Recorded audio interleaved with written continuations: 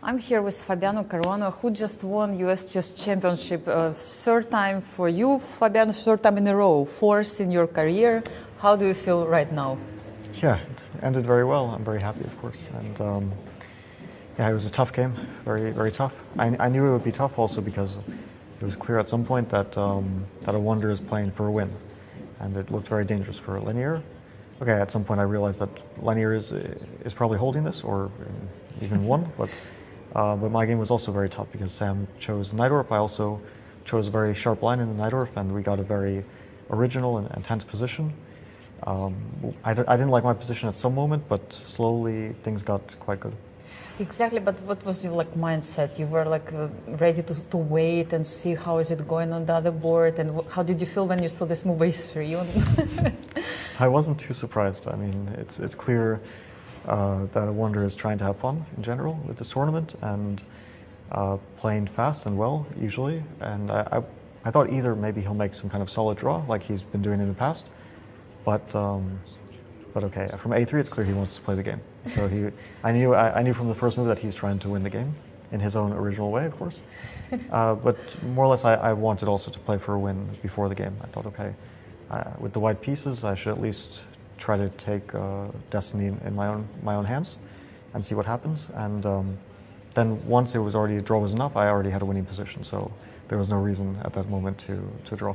Exactly, yes. So now we were speaking about Wander a lot, and let's continue a little bit here, because let's say it seemed like he was the only one who was trying, to put some pressure on you in this event. He was very close. So what do you think about him and let's say the tournament overall, the whole situation, how it was going for you?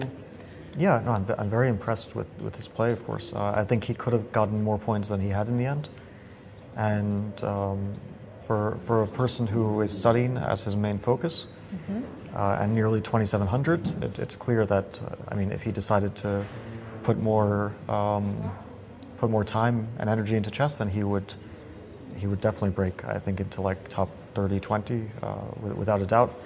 But okay, we'll see what the future holds in terms of if he wants to pursue chess more seriously, or if he's going to take his studies the most seriously. But more or less I heard from my coach, because I'm staying at home, but my coach is staying at the hotel, that every time he goes through the lobby, he was seeing a wonder studying. Exactly, before yes. the game, after the game. And meanwhile, everyone else is preparing very hard for all the games, but he didn't have, I guess, as much time. So yeah, overall very impressed with him, and I hope that he continues to play well. Yes, but coming back, let's say, to your result, 4 titles already, 3 in a row, do you have some kind of personal approach? Do you want to get, how many titles do you want to get in total? Like, which kind of goals do you put in front of yourself? Like, of course, I'm sure you know of some Bobby Fischer records or Reshevsky's records. No, I'll never reach, what's Fischer's record? I think it was like 4, we just checked, it was 2 times 4 in a row and 8 in total. Or No way, I'll never get that. Hikaru won it 5 times. Yeah, Hikaru won 5. I mean, now 5 is realistic at least. I just have to win one more time. Okay, that's a pretty good goal. I'll take that goal next year, or at least try. I mean, for now, I'm not going to think too much about it because, yeah, I'm very happy. It's one of my favorite tournaments to play. But yeah, there's a lot that comes before that. Absolutely. I wanted to ask you about this last round thing. Like today, definitely it has some specific, the last rounds, and special pressure.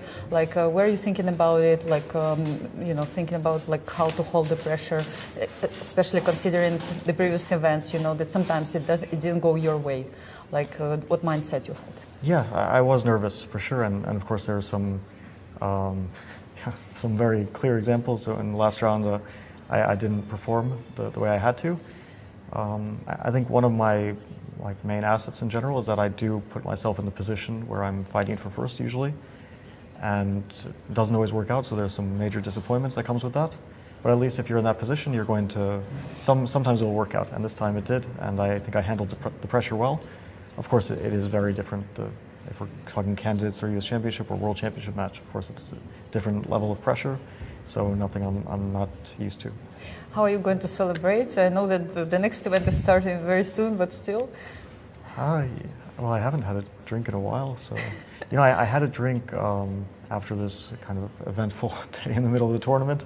I just needed something to take my mind off it, and now maybe I'll have another for better, more celebratory reasons. But yeah, at the age of 30 plus, I'm not drinking too much. It takes its toll the next day.